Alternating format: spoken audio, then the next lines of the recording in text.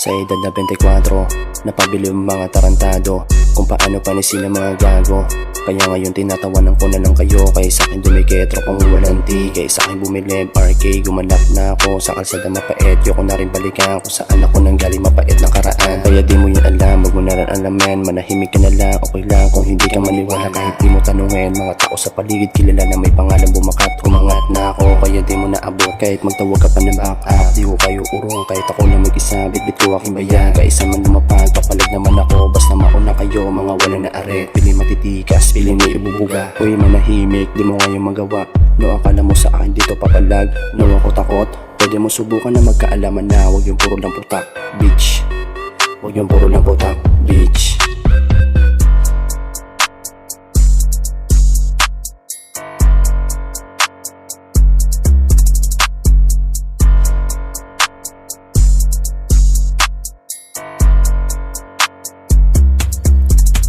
Ngayon yung kusubukan ko may tira talaga. Makikita nyo lupit mo kahit na wala dala. Lumaki kang palaban, baka di mo yun alam. Sa kalsada na nahasa at nakikipagpatungan at nakikipagbasagan ng mukha. Ano kaya mo? Para sa akin di yung madali. Kumpara sa nauna, iba na ako ngayon. Binukasok mo maigi para maipamuka na hindi lang basta-basta madali. O kandabantang ina mo ka, kasi di kita katulad manahimik ka. Ni hindi ka nga kilala na maangas sa lugar nyo, tapos yabangan mo ako.